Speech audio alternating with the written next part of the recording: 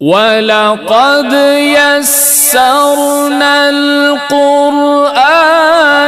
لِلذِّكْرِ فَهَلْ مِن مُّدَّكِرٍ۔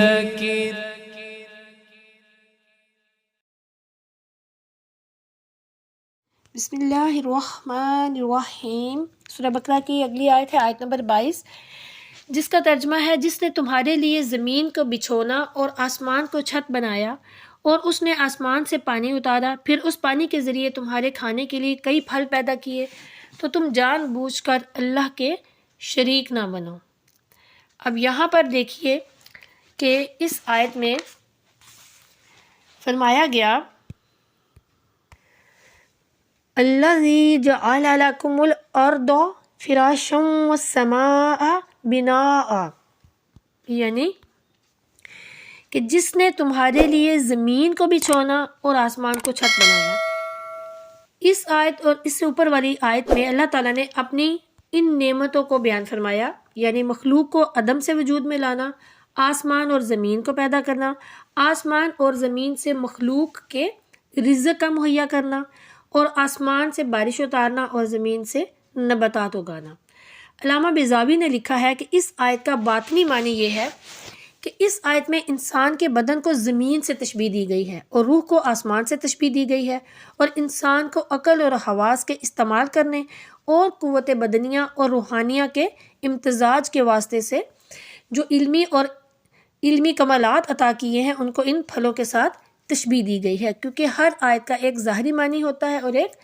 باطنی معنی ہوتا ہے۔ اب یہاں پر فرمایا جا رہا ہے کہ فَلَا تَجْعَلُوا لِلَّهِ أَندَادًا وَأَنْتُمْ تَعْلَمُونَ، یعنی کہ تم جان بوجھ کر اللہ کے شریک نہ بناؤ۔ یہاں اللہ کے ساتھ شرک کا ذکر کیا گیا ہے۔ شرک کیا ہے؟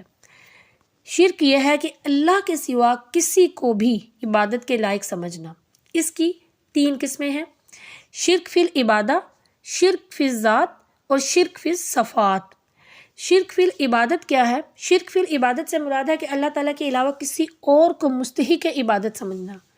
اور شرک فی الذات کیا ہے؟ اس سے مراد ہے کہ کسی ذات کو اللہ تعالیٰ جیسا ماننا، جیسا کہ مجوسی جو ہیں وہ 2 خداؤں کو مانتے تھے۔ اور جو شرک فی الصفات ہے اس سے مراد ہے کہ کسی ذات اور شخصیت وغیرہ میں اللہ تعالیٰ جیسی صفات ماننا۔ یہ کیا ہے؟ شرک فی الصفات۔ چنانچہ اللہ تعالیٰ جیسی صفات کسی نبی علیہ السلام میں مانی جائے، یا کسی ولی میں مانی جائے، تسلیم کی جائے، کسی زندہ میں مانی جائے یا فوت شدہ میں مانی جائے، کسی قریب والے میں یا دور والے میں، شرک ہر صورت میں شرک ہی رہے گا، جو ناقابل معافی جرم اور ظلم عظیم ہے۔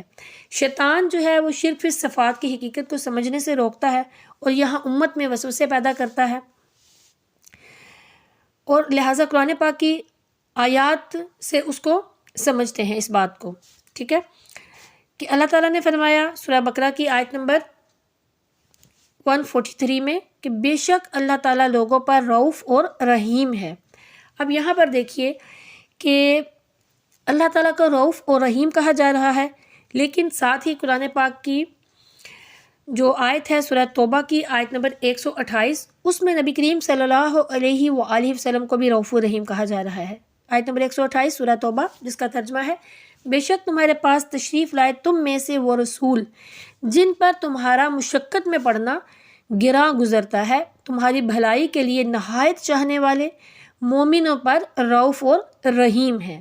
اب یہاں پر دیکھیے کہ پہلی آیت پر غور کیجئے تو سوال پیدا ہوتا ہے کہ رؤوف اور رحیم اللہ کی صفات ہیں، اور دوسری آیت میں نبی کریم صلی اللہ علیہ وآلہ وسلم کو رؤوف اور رحیم کہا گیا ہے، تو کیا یہ شرک ہوگا؟ اس میں تطبیق جو ہے وہ یوں قائم ہوگی کہ اللہ تعالیٰ ذاتی طور پر رؤوف و رحیم ہے، جبکہ نبی کریم صلی اللہ علیہ وآلہ وسلم اللہ تعالیٰ کی عطا سے رؤوف و رحیم ہے۔ لہٰذا جہاں ذاتی اور عطائی کا فرق واضح ہو جائے وہاں شرک کا حکم نہیں لگتا، کہ جو اللہ تعالیٰ ہے اس کی تمام صفات ذاتی ہیں، اللہ تعالیٰ کا علم ذاتی ہے، اللہ تعالیٰ رؤوف و رحیم ذاتی ہے، لیکن اس کے بعد جب وہی صفات دوسروں میں منتقل ہوتی ہیں، جیسے کہ نبی کریم صلی اللہ علیہ وآلہ وسلم کی میں بھی رؤوف اور رحیم کی صفات منتقل ہوئیں، تو وہ کیا ہے؟ وہ اللہ تعالیٰ کی طرف سے عطا کی گئی ہیں۔ اسی طرح جب اللہ تعالیٰ کا علم ذاتی ہے تو ہم کہتے ہیں کہ علم غیب انبیاء کرام کو بھی تھا، نبی کریم صلی اللہ علیہ وآلہ وسلم کو بھی ہے، اولیاء کرام کو بھی اللہ تعالیٰ عطا فرماتا ہے، تو وہاں بھی شرک نہیں ہوگا۔ کیوں اور کیسے؟ وہ اس طرح کہ اللہ تعالیٰ کا علم جو ہے، یہ علم غیب یا علم سب ذاتی ہے، باقی سب کا جو ہے تمام انبیاء کرام کا، حضور نبی اکرم صلی اللہ علیہ وآلہ وسلم کا، تمام اولیاء کرام کا وہ کیا ہے؟ وہ عطائی علم ہے، ذاتی نہیں ہے، وہ اللہ نے عطا کیا ہے، جس کو جتنا چاہا اس کو اتنا عطا کر دیا، یہ اللہ کی مرضی ہے، اس کی عطا ہے، اس کا فضل و کرم ہے۔ اب دیکھیے یہاں پہ ایک چھوٹا سا یہ بھی نقطہ سمجھ لیجئے کہ جیسے اولیاء کرام کے مزارات پر جا کر لوگ دعائیں کرتے ہیں، اور وہاں پہ جا کے جب دعا کی جاتی ہے کہ جو بھی ولی ہیں ان سے کہا جائے کہ یہ میرا کام ہے، یہ میری مشکل ہے تو آپ کریں،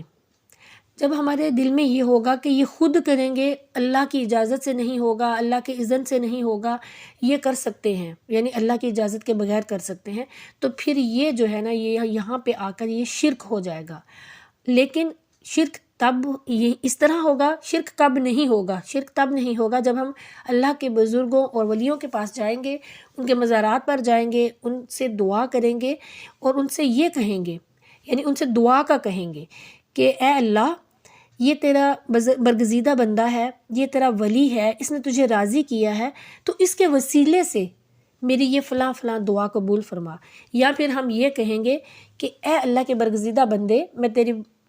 در پہ حاضر ہوا ہوں، تو میرے لیے رب تعالیٰ کی بارگاہ میں یہ عرض کر دے، میری طرف سے یہ رب تعالیٰ کی بارگاہ میں میری یہ جو بھی دعا ہے وہ میری طرف سے اللہ تعالیٰ کی بارگاہ میں پہنچا دے، تو یہ شرک نہیں ہوگا۔ شرک تب ہوگا جب ہم ذاتی طور پر کسی کو رب مان لیتے ہیں اور ہم یہ کہہ دیتے کہ اللہ تعالیٰ کے سوا کوئی اور جو ہے وہ یہ کام کر سکتا ہے اس کی اجازت کے بغیر، تو پھر یہ جو ہے نا یہاں پہ شرک آ جاتا ہے۔ اللہ تعالیٰ ہمیں شرک جیسی لعنت سے بچائے، اللہ تعالیٰ ہمیں اپنا قرب عطا فرمائے، پیارے آقا صلی اللہ علیہ وسلم کا قرب عطا